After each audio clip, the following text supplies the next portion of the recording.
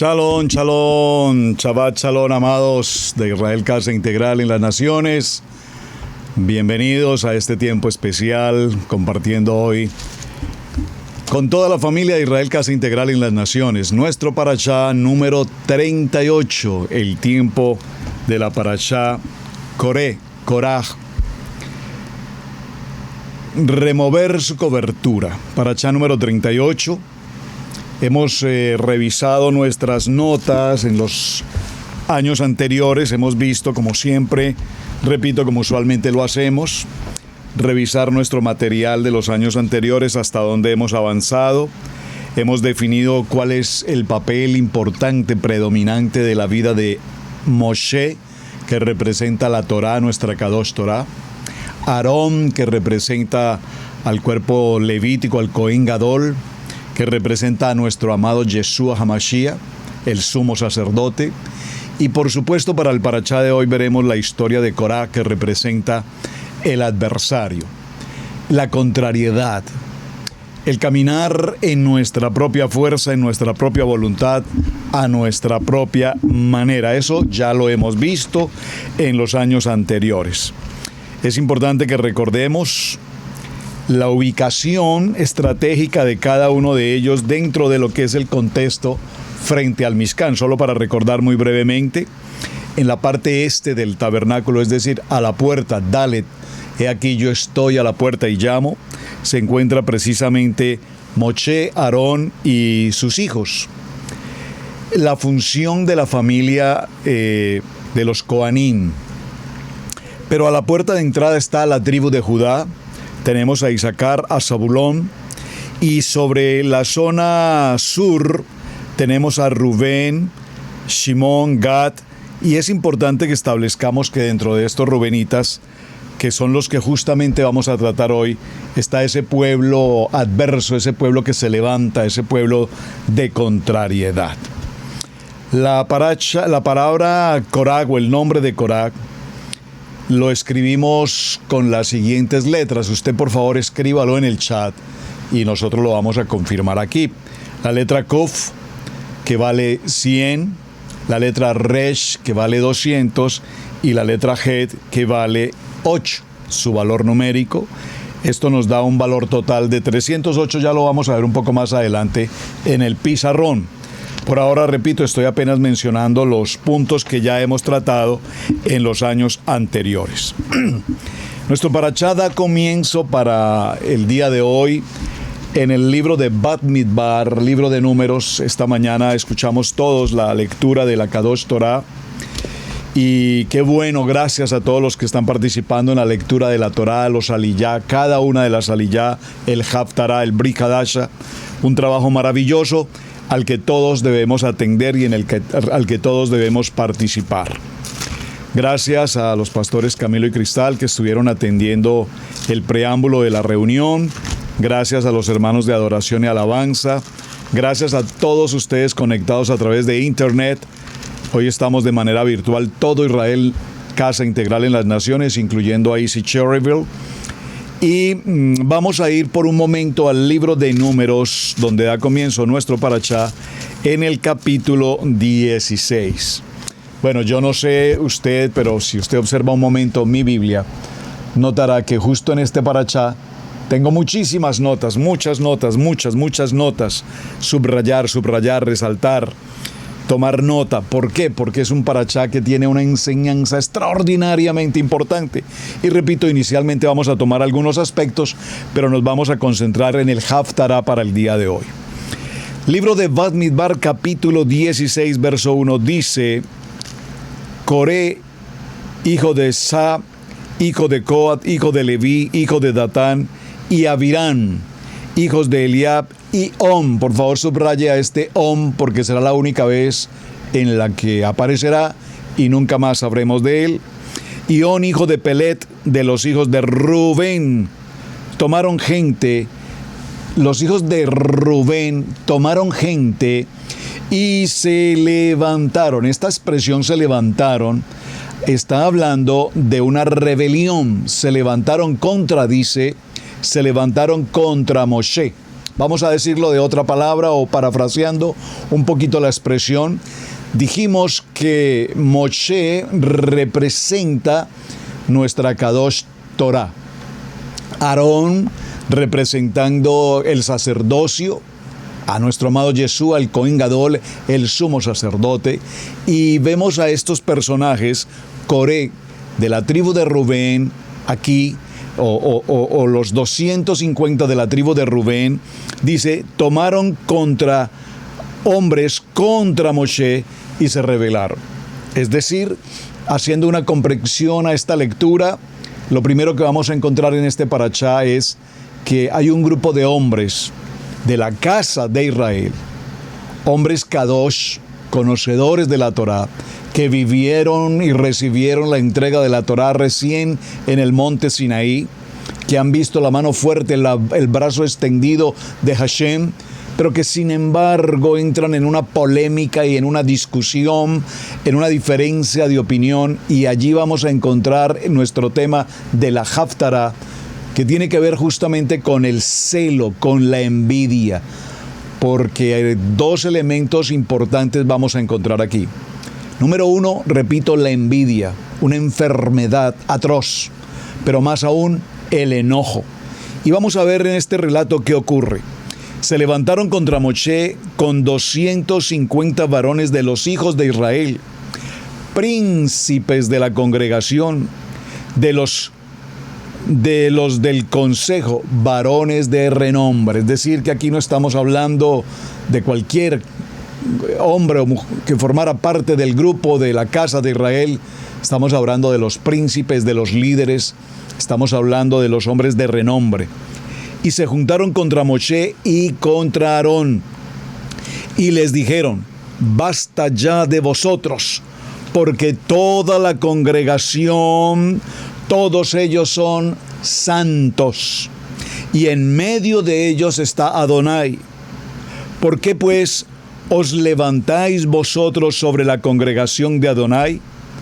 Cuando oyó esto, Moshe se postró sobre su rostro, porque realmente no puede haber más dolor, hermanos. No puede haber más dolor en un líder que su propio pueblo, que sus propios hermanos, que la propia casa se levante simplemente por un contexto de enojo, por un contexto de envidia, se levanten a reprochar la shonará, la mala inclinación, el yeser hará contra su líder. Como lo mencioné, lo vimos ya en los temas anteriores y no quisiera enfocar todo el tema hacia lo que ya hemos visto en el parashá en años anteriores, pero para que tengamos una idea en este preámbulo del tema, recordemos, mis amados, que definitivamente el tema de la envidia y el tema del enojo marcarán el resto de nuestras vidas, para bien o para mal. Hay un libro muy interesante hebreo que se conoce con el título El Camino de los Justos. Y dentro de ese título de este libro, El Camino de los Justos, encontré una historia muy breve, muy interesante, que aplica muy bien a la enseñanza de nuestro parashá Coré, o Coraj. Un hombre libidinoso. A ver, vamos con el chat. La pastora Pili le fue muy bien con el chat. Quiero ver cómo me va con el chat también.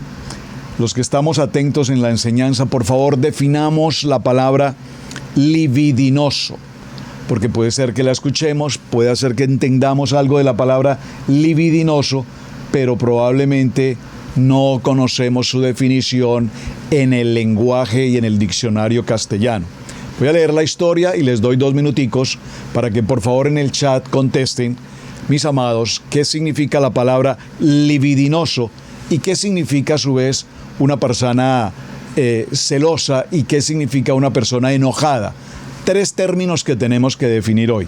La pastora Pili está en el chat, ella nos ayuda para establecer sus mensajes.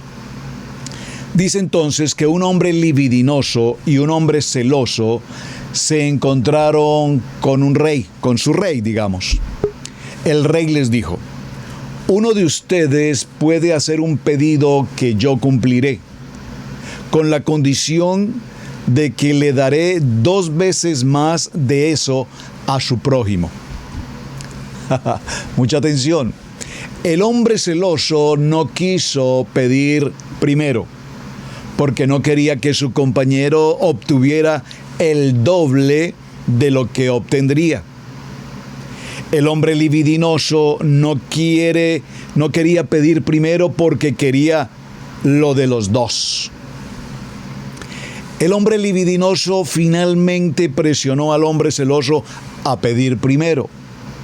El hombre celoso le pidió al rey que le saque uno de sus ojos, pues entonces se le tendría que sacar los dos ojos a su compañero. Esto es lo que viene a traernos la parashá de esta semana. Nosotros vemos en esta historia una terrible disputa en medio de la casa de Israel, entre la comunidad de los hermanos de la casa de Israel. Aparece este hombre Koraj y se presenta a Moshe acusándolo de nepotismo. Ahora entendamos la palabra nepotismo. No sé cómo vamos con las respuestas en el chat. A ver, yo puedo tratar de conectarme aquí un momento también en el chat para ver si logro. La hermana Ángela nos dice, gracias hermana Ángela, muy amable, nos dice, la palabra libidinoso viene del latín libinosus y significa caliente, que tiene abundante deseo sexual. Muy interesante la respuesta, muchísimas gracias.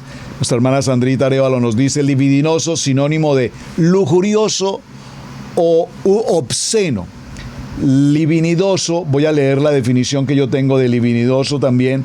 Están correctas las dos expresiones y gracias por el aporte.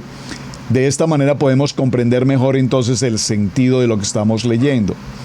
La palabra libidinoso nos habla entonces de un hombre lujurioso, lascivo, impúdico, conscupisciente, lúbrico, obsceno, pornográfico, sensual, vicioso, rijoso, salido, entre otras. Es decir, ese hombre que tiene una connotación de la parte sexual desde un punto de vista, como lo expresamos aquí, desde un punto de vista de lujuria. Muy bien, vamos a ver otros significados. Pervertido, muchas gracias. Vulgar, gracias. Por favor, definamos la palabra nepotismo, porque vemos que en la parashá de hoy, Korah acusa a Moshe de nepotismo. Esa palabra viene muy bien a la parashá del día de hoy. Definamos, por favor, aquí en el chat qué significa la palabra nepotismo. Clamando, tú has tomado demasiado para ti mismo, como dice el capítulo 16, verso 3 de Números. Y luego Korah se encarga de tomar a 250 hombres y planea junto con ellos una rebelión. Al final, como sabemos en la historia, la tierra se abre y se los traga absolutamente a todos. Muy bien, vamos a ir al libro de Primera de Samuel. Por favor, acompáñeme al libro de Primera de Samuel y vamos a tomar en el capítulo 11 la historia que trae para este parashá en la sección de Haftará. En el primer libro de Samuel, y tengo que ir despacio en lo que quiero presentarles hoy, quiero que definamos ciertos detalles de la parashá, más que entrar a un tema en particular, definir principios de estudio en cuanto a este parashá. En primer lugar, definamos, por favor, en esta enseñanza, ¿qué podemos aprender de la vida de Samuel? Es lo primero que podemos entender o debemos comprender en este parashá. ¿Quién es Samuel? Samuel, cuyo nombre significa nombre de Dios, recordemos, es hijo de Ana, la esposa de Alcaná. Recordemos que Alcaná tenía dos esposas. No nos explica el por qué dos esposas, no vamos a entrar al detalle. Pero entonces sí podemos tener dos esposas. Pues no, mi amado, le tengo malas noticias. Una está bien y es más que suficiente. Pero aquí Alcaná nos habla y la Biblia nos menciona dos esposas. Una era Penina, recuerdan, y la otra era Ana. Penina tenía hijos, Ana no tenía hijos. Entonces Ana, que tiene claridad en cuanto a las promesas de Adonai, nos habla de que era una mujer estéril. Y esta mujer estéril toma un tiempo de absoluto y de intimidad con el Eterno, de oración, pidiendo a su favor un hijo que el sacerdote Elí pensó cuando esta palabra se cumplió y ella se presenta frente al sacerdote y ella da gratitud a Adonai en su clamor de pedir un hijo. Él considera que esta mujer está ebria de la manera como habla, pero Adonai presta atención a esta petición y se cumple esta promesa. Y es así como Ana cumple con la promesa de que si tiene un hijo, lo entregaría al servicio del ministerio, servir junto con el sacerdote. Después de que se cumple el tiempo de amamantar a Samuel, y esto estamos hablando de aproximadamente 3 o 4 años, Ana lleva a su hijo al Mishkan para que sirva de tiempo completo con el sacerdote Elí. Esta historia, repito, la conocemos. Samuel empieza a vivir una vida de un nivel kadosh junto al sacerdote. Empieza, por supuesto, la tarea de ministrar, de conocer cada día más de la palabra. Y vemos cómo más adelante se produce ese llamado del Eterno y es como él empieza a desarrollar su ministerio de carácter profético. Recordemos que en esta historia, tengo que parafrasearla y hacerla muy corta por la extensión del contenido. Recordemos que para este tiempo los filisteos, como ha ocurrido, son eternos enemigos de Israel. Atacan permanentemente a la casa de Israel. Recordemos que los hijos de Elí mueren en esa batalla y el arca del pacto fue capturada por los filisteos. Al escuchar esta noticia, Elí también murió. Y es entonces donde viene a ocupar una posición importante y relevante la vida de Samuel. Con el paso del tiempo, recordemos que aparece en la historia Saúl, de la tribu de Benjamín, que fue ungido precisamente por Samuel como el primer rey sobre Israel. Y aquí hay algo interesantísimo, solo para recordar que no era el propósito de Adonai erigir un rey sobre Israel. Pero sin embargo, Israel pidió a Adonai que supliera un rey físicamente, un rey que ellos pudieran ver, escuchar, atender, reclamar. Y es así como Saúl aparece en la historia, y repito, Samuel es quien unge a Saúl como el primer rey de Israel. La vida de Samuel fue fundamentalmente lo que hoy podríamos sintetizar en lo que corresponde a la verdadera historia de Israel. Un profeta ungido ungiendo a los primeros reyes de Israel, y fue el último de la línea de los jueces de Israel. Es considerado por muchos como el mejor juez sobre Israel. Libro de los Hechos, capítulo 13, verso 20. Samuel se menciona junto con Moisés y Aarón como uno de los grandes hombres que clamaron y clamaron y clamaron por la paz de Israel.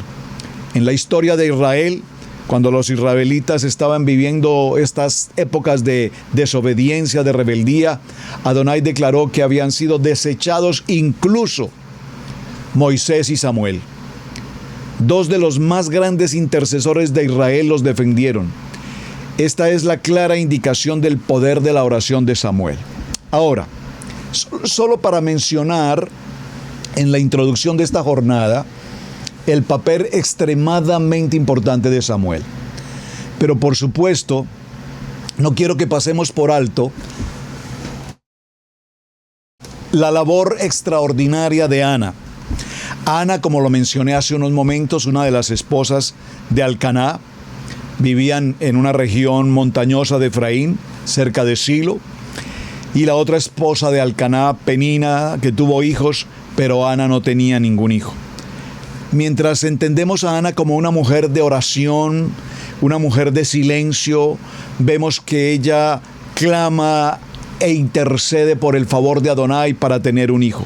Y lo que queremos resaltar en Ana es esa función específica, porque hizo un compromiso con el Padre que desde el vientre de una mujer estéril viniese la vida de un joven profeta al futuro llamado Samuel, y ese profeta futuro llamado Samuel tipifica, como lo conocimos y lo vimos esta semana en Torah al Instante, el tiempo de la era mesiánica también. Esta historia de Ana nos permite conocer absolutamente el corazón de Adonai. Nos permite establecer cómo el ser humano camina en un tiempo de obediencia y otros seres humanos caminan en un tiempo de absoluta desobediencia. ¿Qué hace que todo esto ocurra? Su esposo trata de consolarla y le dice de una manera cariñosa: ¿No te soy yo mejor que 10 hijos? Él no entiende por qué ella no puede contenerse con lo que tiene. Es decir, no obstante el deseo de Ana de tener un hijo, se siente atemorizada, desvalorizada, y su importancia de ser juzgada como esposa, como mujer, la lleva a ese clamor profundo para lograr el milagro de la bendición de Adonai en la vida. Esto en términos genéricos nos lleva entonces a concluir la parte de la introducción hacia donde vamos con el Parashá Corá. Recordemos que Corá no había sido nombrado en su momento jefe de los cananitas, sino Elisafán, uno de los primos más jóvenes. Y aquí viene el punto. Estamos en el libro de Números, en el capítulo 3, verso 30, nos recuerda esta historia. Y viene el punto en el que dice que Corá, como al no ser nombrado como líder, como jefe de los caititas, entonces se nombró al menor de sus primos. Y surge aquí un motivo fundamental en esta parashá.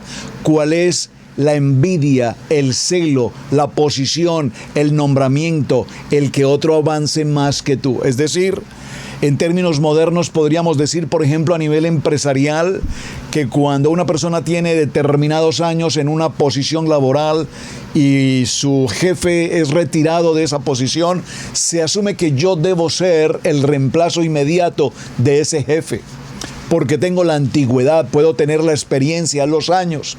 Pero sin embargo, la junta directiva de la compañía establece que no se va a asignar al segundo en historia laboral, sino que vamos a nombrar a uno que lleva apenas unos meses vinculado con la empresa, pero a quien la empresa determina que va a ser el que ocupe esa posición. Y surge allí entonces una rencilla, surge allí un celo, una envidia, y por supuesto esto trae consigo un enojo. El abuelo de Corá fue Kehat. Esto es Shemot capítulo 6, verso 18. El padre de Corá fue Yishar, hermano de Uziel. Uziel fue el padre de Elisafat. El padre de Corá fue mayor que el padre de Elisafat. Uziel fue el hermano menor. Su hijo fue elegido para ser el Nasí, jefe del clan de Kehat. ¿Qué sienten entonces? La pregunta es, ¿qué sienten los hermanos mayores frente a cómo los menores empiezan a tener posición y no ellos? Viene a sentirse toda una situación de celo, de envidia, viene a sentirse una batalla, y quiero hacer puntualmente una pregunta para ya adentrarnos hacia donde quiero traer la enseñanza del día de hoy en el Parashá. ¿Quién de nosotros o cuántos de nosotros alguna vez en la vida hemos sufrido de envidia por algo? Digo, hemos sufrido porque hay personas que tienen, parece ser, una naturaleza envidiosa, repito, por naturaleza. Es decir, no pueden ver que alguien surja, que alguien avanza, que alguien prospere, que alguien reciba honor, que alguien reciba bendición, porque aunque somos muy espirituales y muy creyentes, pero cuando la bendición llega sobre otra persona, parece ser que el muy creyente envidioso se lamenta, se incomoda, se hiere, se ofende, se irrita, y esa envidia causa un dolor intenso, profundo en algunas personas. Es más, se ha podido incluso establecer médicamente hoy, para el siglo XXI, que una muy buena de las causas, o una causa muy frecuente mejor, del cáncer en muchos seres humanos obedece precisamente al factor de la envidia. Hay tanta envidia, hay tanto celo, hay tanto enojo en las gentes por ver que a otra persona le va bien, o le va mejor, o le va mucho mejor de lo que esperamos que le fuera. Y toda esta reacción, toda esta contrariedad, toda esta ribiluina, todo este hígado alborotado, ya saben por qué lo digo, entonces genera dificultad en la salud. Estas envidias a veces pueden ser experimentadas como una agonía e incluso pueden llegar a convertirse en una tortura. Es que no puede ser que yo tanto tiempo trabajando y no puedo tener una casa. ¿Y cómo es que este que apenas está empezando a vivir ya tiene una casa? ¿Cómo es que yo no puedo tener ese auto? Que tanto he querido tener ese auto y este que apenas empieza ya tiene uno mejor que el que yo he soñado. Y estas envidias, repito, se pueden experimentar incluso al punto de ser una verdadera agonía, al punto de convertirse en una tortura que nos puede traer trauma emocional, psicológico, espiritual e incluso una envidia nos puede llevar a tomar incluso decisiones o acciones contra nuestra propia vida o contra la vida de terceras personas.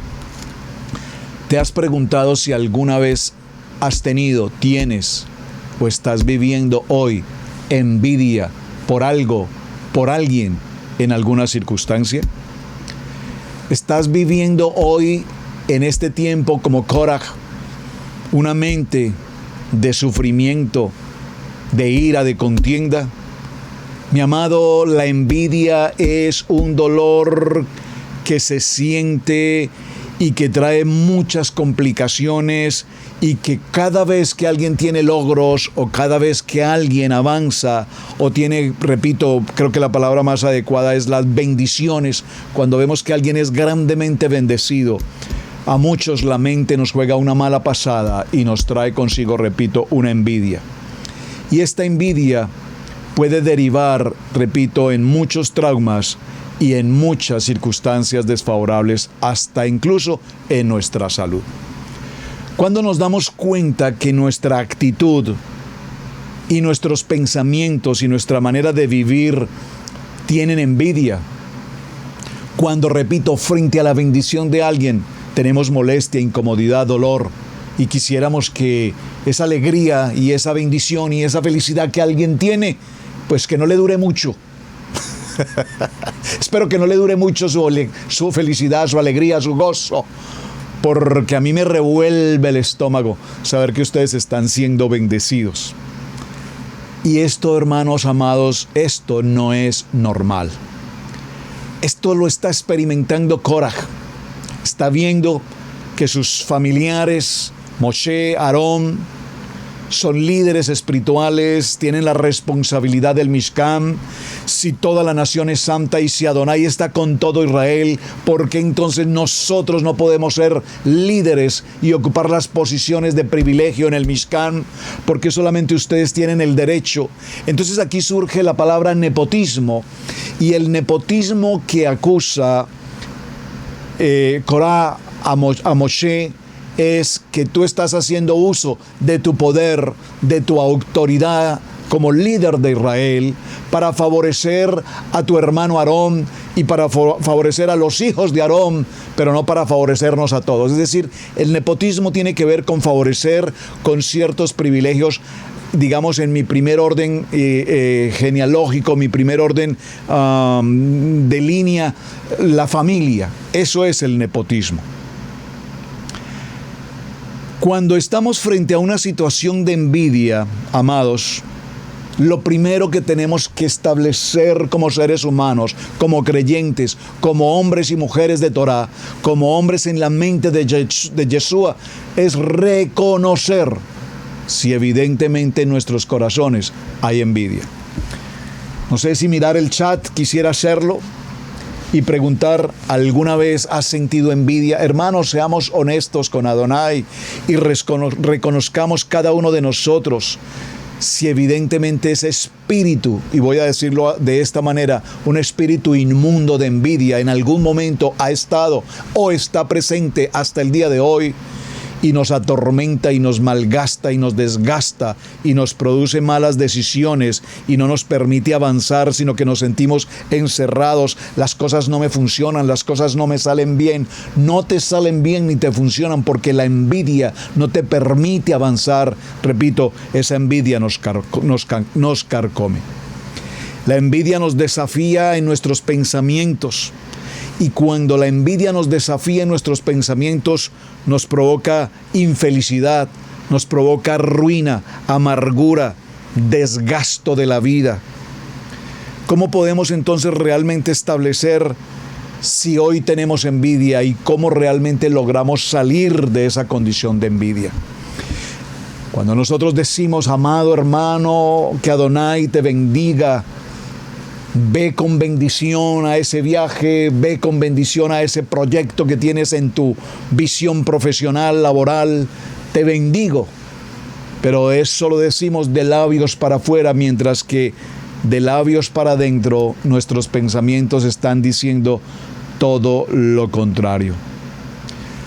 Cuando hacemos una lista de las cosas que nos incomodan, de las cosas que nos producen esta gran molestia, tenemos que descubrir nuestra verdadera identidad espiritual. Si hay un Korah que está afectándonos, si hay un Korah que nos lastima, si hay un Korah que nos lleva a generar rebelión, contrariedad, porque lo vimos en las enseñanzas anteriores, en los años anteriores con este parashá. Korah representa el adversario, y sabemos de quién estoy hablando cuando menciono el adversario. Ese adversario que desconoce la Torá, ese adversario que desconoce la palabra, ese adversario que lucha en contra de. Ese es el adversario, el que roba, el que viene a robar, a matar. Ese adversario está presente en el corazón de Korah. Korah es un hombre influyente, Korah es un hombre económicamente solvente. Sería de hecho interesante preguntarnos de dónde en el grupo de las 12 tribus, cómo es que Korah tiene ese realce económico tan alto. ¿Qué hace que Korah tenga una posición económica tan supremamente alta, de prestigio? Y eso a su vez le genera amigos a su entorno, muchos de ellos probablemente en hipocresía, muchos de ellos probablemente en interés social económico, pero cuando él los llama, esos 250 vienen porque aunque no sea lo que realmente está en sus corazones, tienen un interés porque creen que Korah con su dinero manipula, con su dinero tiene poder, con su dinero puede cambiar el mundo. Pero lo que a estos 250 y a Korah se les ha olvidado es que la gracia, el favor, la unción, el llamamiento y la mano de Adonai están con Moshe y Aarón.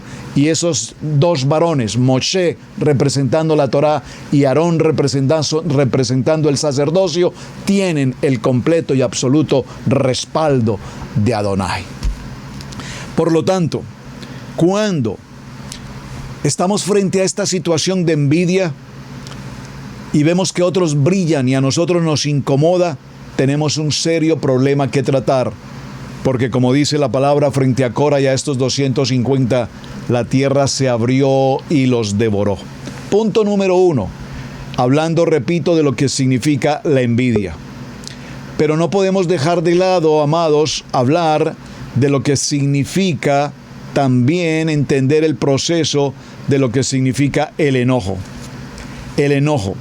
¿Alguna vez te has sentido enojado por alguna circunstancia? ¿Alguna vez has sentido que el enojo te lleva a tomar decisiones y acciones apresuradas? Nada peor, amados, que hacer algo cuando estamos ante una molestia, a una incomodidad, a una ira, a un enojo. Pregunto aquí en el chat, ¿alguno de ustedes es enojón? ¿Alguno de ustedes se enoja con facilidad, con cualquier palabra, medio les dicen algo y explotan? Pregunto, solo pregunto. No creo que sean muchos, uno que otro por allí, porque ya la palabra nos ha sanado, ya la palabra nos ha tratado, ya la palabra nos ha restaurado, ya tenemos la mente de Mashiach, Y puede ser que haya cosas que evidentemente en algún momento nos molesten, nos incomoden, pero una cosa es tener una incomodidad, una molestia, y otra cosa muy distinta es entrar al enojo. Creo que si algo hemos aprendido a lo largo de los años, cuando estudiamos nuestra Kadosh Torah, cuando entramos a las ordenanzas, a los mitzvot, cuando cumplimos con la convocatoria, cuando nos sumergimos en el mikveh, cuando estamos en la tevilá, cuando pasamos por la purificación, cuando hacemos el tiempo glorioso de Yom Kippur, cuando pasamos por todo el conteo del Omer, si algo está haciendo Adonai con nosotros, amados, es rompiendo, y voy a decirlo entre comillas, las cadenas del enojo, porque por cualquier cosa nos irritamos. Pero aún pasando por todo este proceso de purificación, aún todavía muchos se rezagan en el camino y todavía quedan con sus vidas afectadas, con sus mentes afectadas y con su ira y su enojo provocando estragos a su interior y al entorno de las personas que lo rodean. Por favor, escríbalo en sus notas, escríbalo en el chat. El enojo destruye vidas. El enojo destruye hogares. El enojo destruye familias.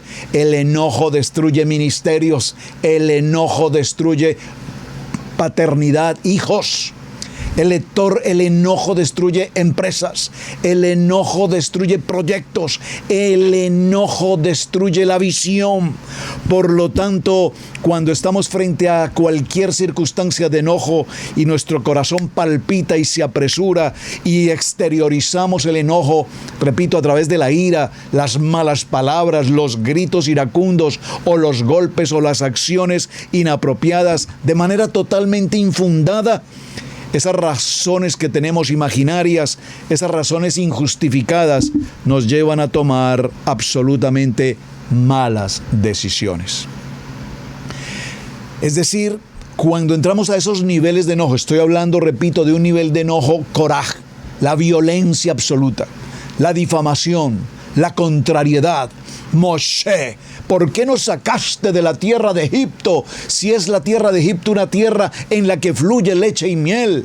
Por favor, pero Cora, ¿qué estás diciendo? La tierra que fluye leche y miel está al frente nuestro, es hacia donde caminamos, es la tierra que Adonai nos ha de entregar, pues para mí Egipto es la tierra preferida.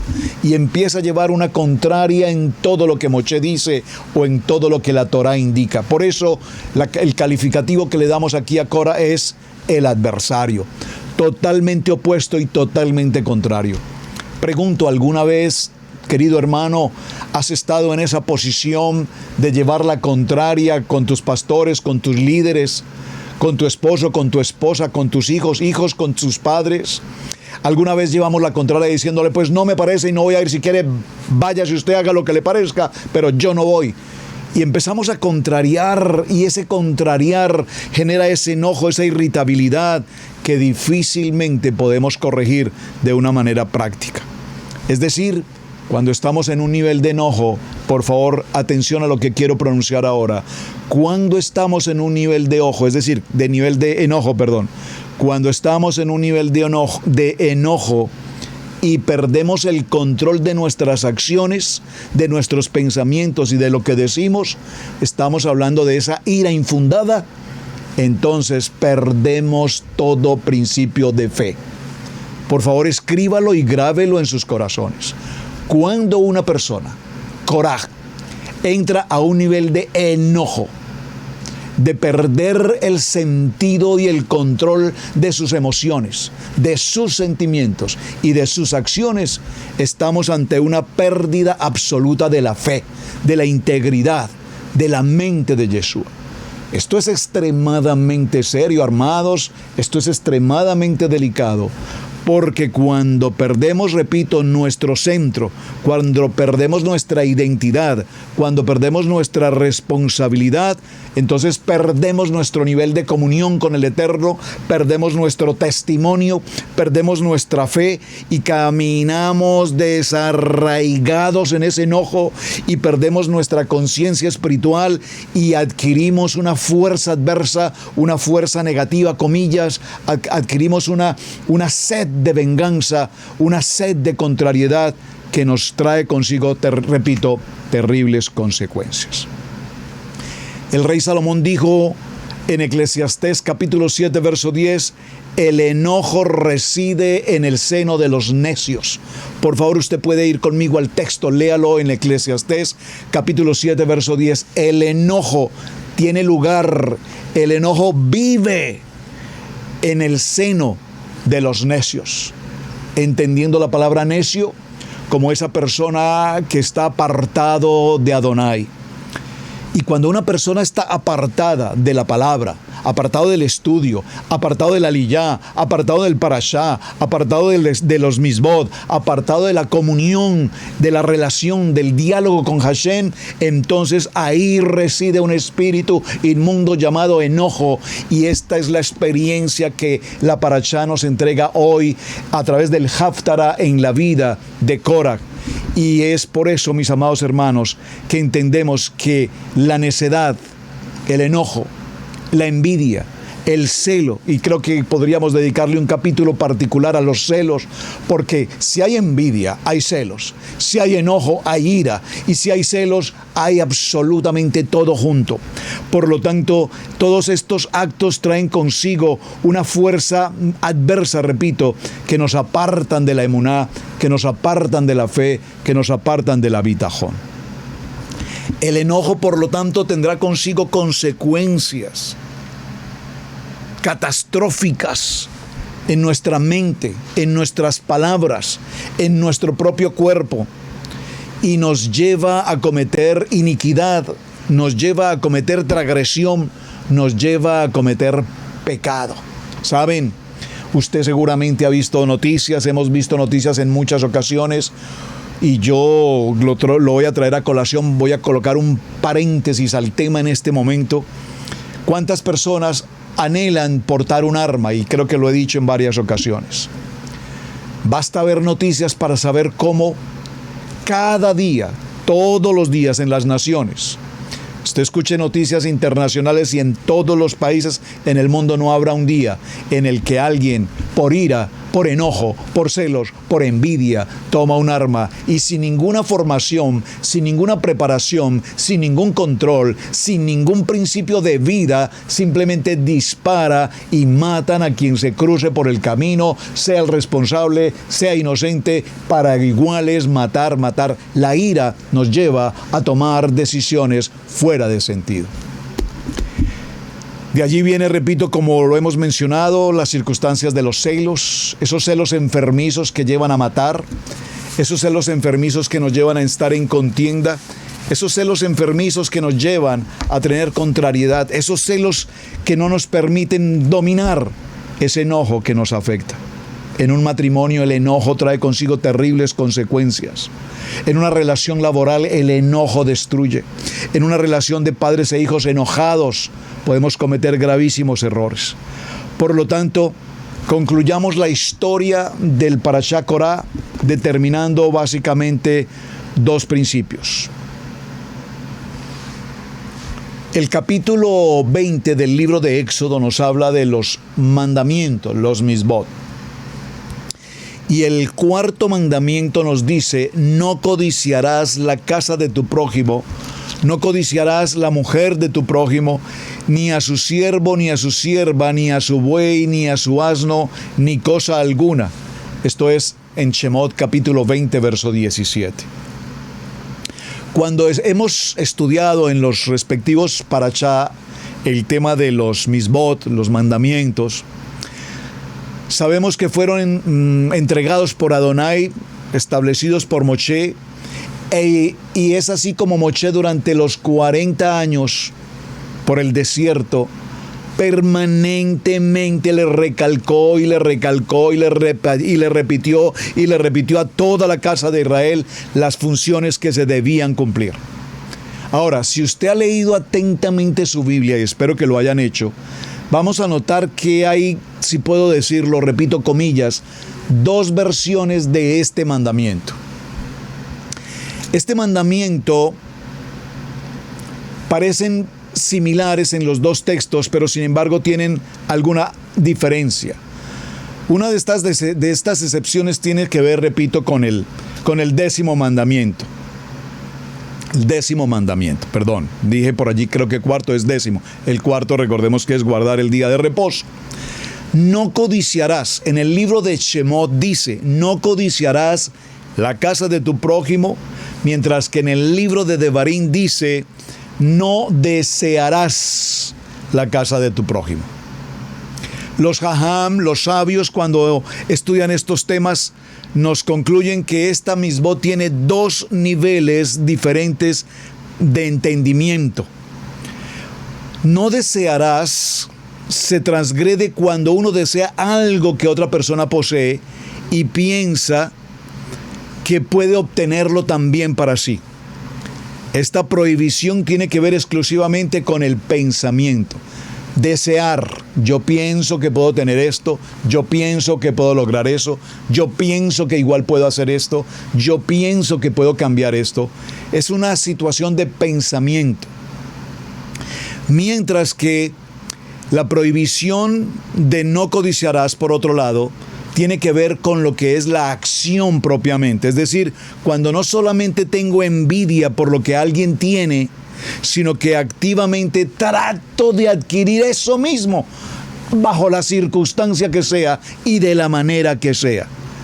Por lo tanto, si tengo que pasar por encima de quien tenga que pasar, o quitar a quien tenga que quitar del medio, pero yo pueda alcanzar ese beneficio, igual lo voy a hacer. Es decir, que el no codiciar, el mandamiento 10 de no codiciar, tiene dos aspectos. Uno es codiciar en la mente, desearlo, mientras que la otra es tenerlo desde el punto de vista material, literalmente, de manera material. En estos niveles de envidia, vamos a entender cómo lo primero que todos tenemos como envidia es un pensamiento, un deseo de algo que alguien puede tener o algo que yo igual quisiera tener. ¿Qué estaba deseando Koraj? Estaba deseando posición. Mientras que tú, Moshe, tienes tu liderazgo y Aarón, el sumo sacerdote, y sus hijos, los levitas, los coanín, están ocupados del sacerdocio, de presentar las ofrendas, y ningún otro tiene acceso al Mishkan más que ustedes. Pero es que ¿acaso no todos somos una nación santa? ¿Por qué entonces ustedes se creen que son más santos que todos los demás? ¿Cuántas veces vemos esta situación en nuestras casas, en nuestras congregaciones, en nuestras comunidades?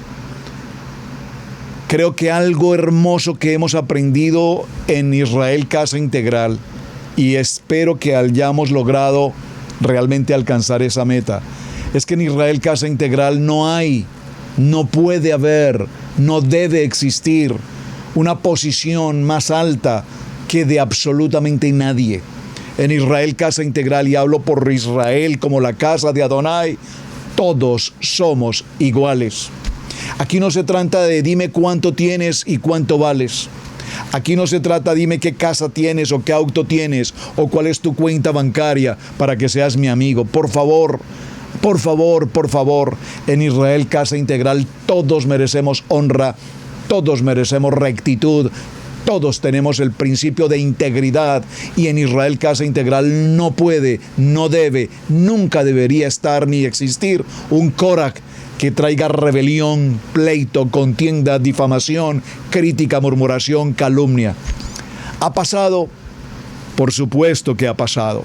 ¿Lo hemos tenido? Por supuesto que lo hemos tenido. ¿Lo hemos superado? Aleluya, por supuesto que lo hemos superado. Porque finalmente, ¿para qué Adonai nos deja toda esta enseñanza? Sino para poder realmente establecer que podemos mejorar, que el celo, la envidia, la contienda, el chisme, el enojo, lo podemos manejar, lo podemos controlar.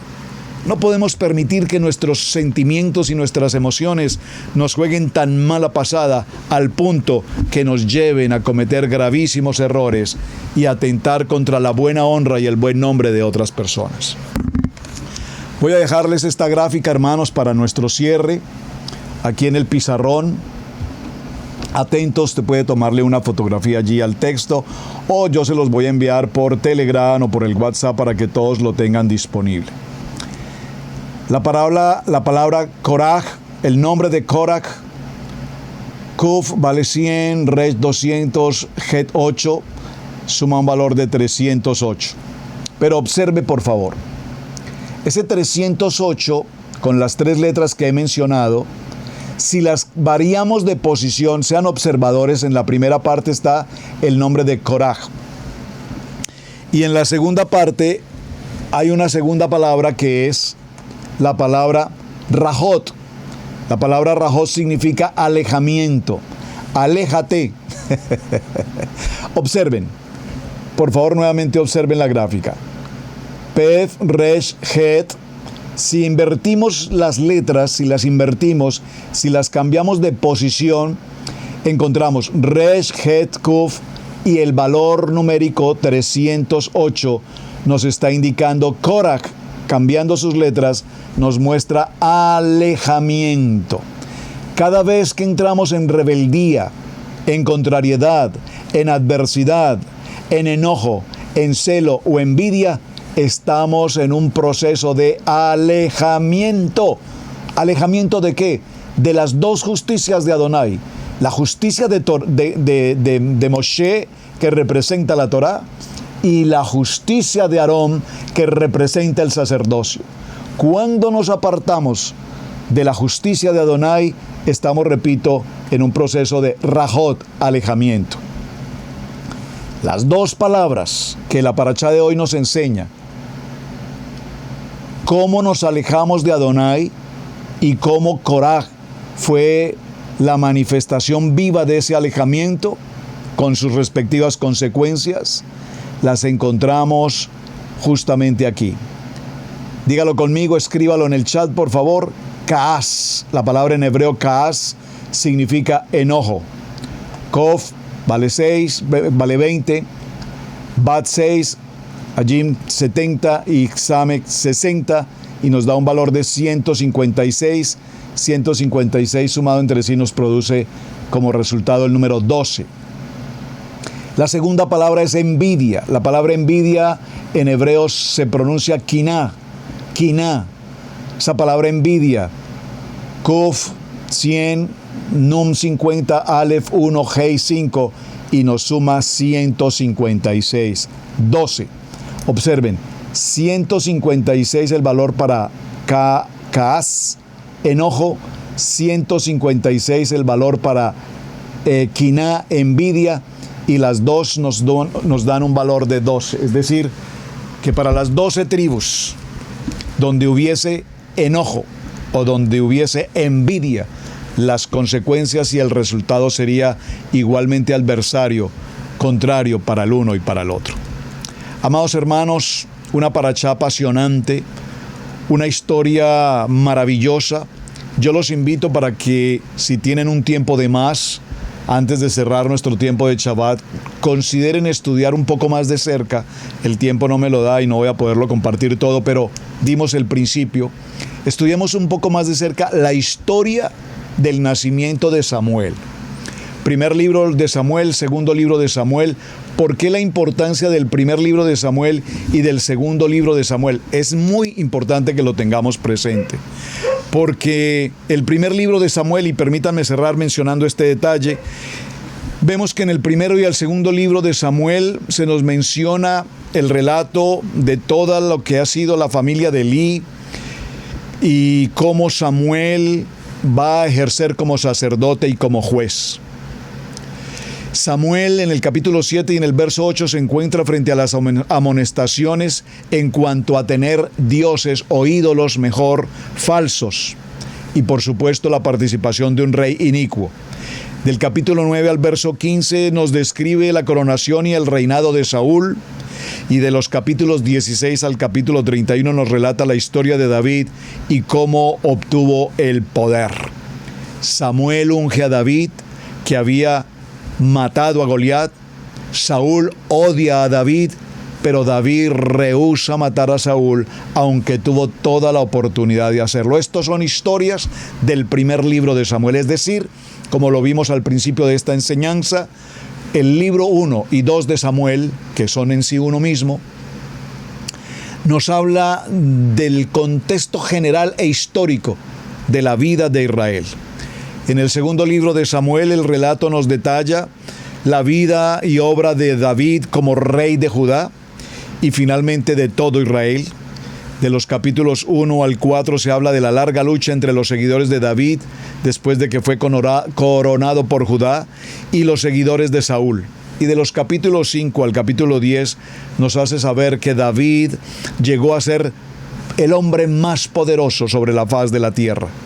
De los capítulos 11 al verso 21 se relata la fuerza espiritual de David, que fue disminuyendo en la medida en que su vida se fue contaminando con la circunstancia de pecado y de rebelión dentro de su propia familia. Y el capítulo 22 al 24 nos da el cierre describiendo los esfuerzos de David por tener una reconciliación con el Padre. ¿Por qué se menciona estos dos libros? Porque allí está relatada prácticamente la vida de todos nosotros. Crecemos con bendición, Adonai nos da la vida, Adonai nos llama, Adonai nos unge, Adonai nos prepara el camino, pero sin embargo, cuando tenemos toda la bendición, entonces surgen los enemigos en el camino, como lo veíamos esta mañana con los varones en el libro de Nehemías, los Zambalat, que nos quieren distraer, que nos quieren robar la bendición, que nos quieren robar, cambiar la visión, y todo eso lleva consigo al desgaste y los enojos y las emociones y los sentimientos encontrados entre sí nos llevan a apartarnos del llamamiento de Yeshua, para que finalmente en el camino de la vida volvamos a buscar nuestro tiempo de reconciliación para con el Padre. Mis amados, muchísimas gracias por su tiempo, por su compañía. Espero que este Haftará, de una manera muy práctica y muy sencilla, nos lleve a una gran conclusión. La rebeldía, la adversidad, el enojo, el celo y la envidia no son los mejores consejeros de una persona temerosa de Adonai. El enemigo ha tocado el corazón de muchos seres humanos y los ha distraído de la bendición y del llamamiento para el cual hemos sido escogidos. Pero no podemos permitir, repito, que esta circunstancia irrumpa en la cajal, en la congregación, en la familia, en los hogares. Así es que, mis amados, muchísimas gracias por este tiempo. No olvides activar la campanita. Una producción de Israel Casa Integral.